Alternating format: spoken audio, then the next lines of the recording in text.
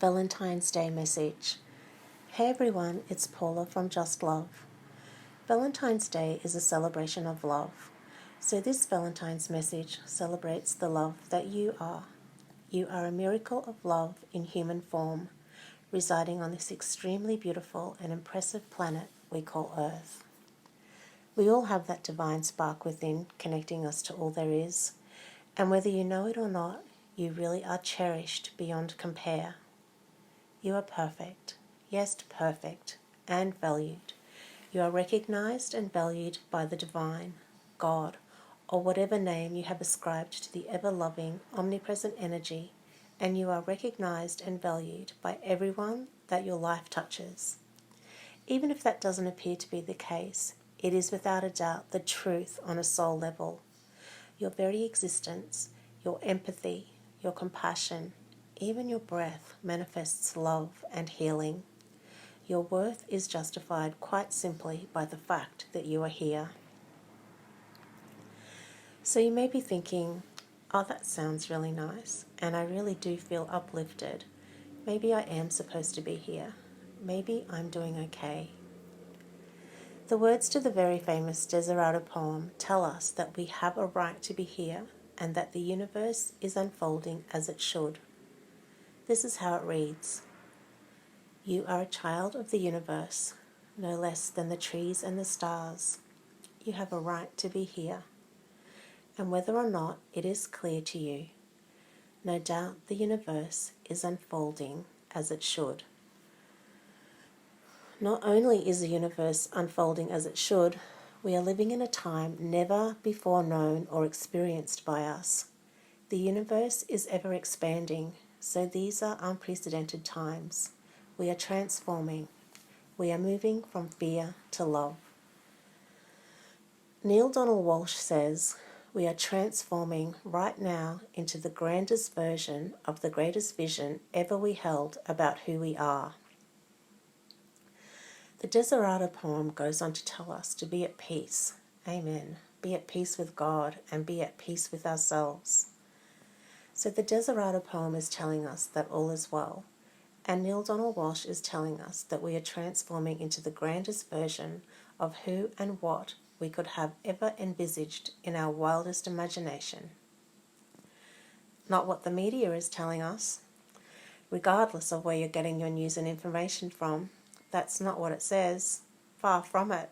The exact opposite, actually. So how could all be well? And how could we be about to experience heaven on earth? How could a possible paradise unfold in this current climate of terror and fear?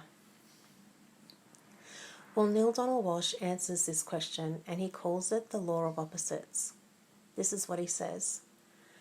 We are seeing a precise demonstration of the law of opposites, and that tells us that we are on the right track as our species advances in its evolution. He expands on this. He says, put simply, if they wish to know themselves experientially as being warm, that which is called cold must exist. If they wish to know themselves experientially as being big, that which is called small must exist. What they are not must exist in their awareness if they wish to experience what they choose to be. You can, to use an example, choose to be the light, but you cannot experience that choice in the complete absence of the darkness. So yes, we've been raised both individually and collectively on competition, conflict and separation. This is what the media reports on. But Neale Donald Walsch very eloquently tells us that still all is well. Because we've been raised on these principles, we have belief systems that support them, and we know either consciously or unconsciously how they're playing out. The question has to be asked here, how's that working out for you? More often than not that great. And even if it was great in the past, there are stirrings now that things could be different, easier, simpler. And again, individually and collectively, we are starting to crave love and connection over prestige and power. It would seem that this law of opposites is playing out before our very eyes. So having a healthy understanding of how we're living our life and having knowledge now as to how all of this plays out, your choice is clearer, love or fear. So the next time you're confronted with fear, however it presents itself, choose to be the light in the darkness. You're halfway there. You see it, you hear it, you feel it. So now choose love. See that love. Hear it, feel it. This is Neale Donald Walsh's law of the opposites. There's always going to be propaganda. There's always going to be a promotion of fear. That's nothing new. Our beautiful planet has experienced this since the beginning of time, for millennia. The Illuminati, the elite, the cabal, the controllers have always been here playing out their own agenda, dumbing us down, keeping us in fear, and yes, it is now ramping up. It's in overdrive. No one knew about this before, but now it seems most everybody knows about this secret, not so secret society or group of people who claim to rule the world and elicit all this fear.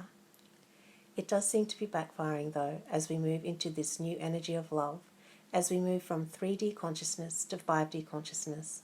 But ultimately, it's up to us. Our choice, love or fear. We are not separate, we are all one. We are a divine reflection of all there is. This new energy is raising our awareness to the fact that we do indeed have a choice, and it's a no-brainer. All of this fear-based energy is perpetuated in your own mind. Like attracts like. You've all heard of the law of attraction. What are you focusing on?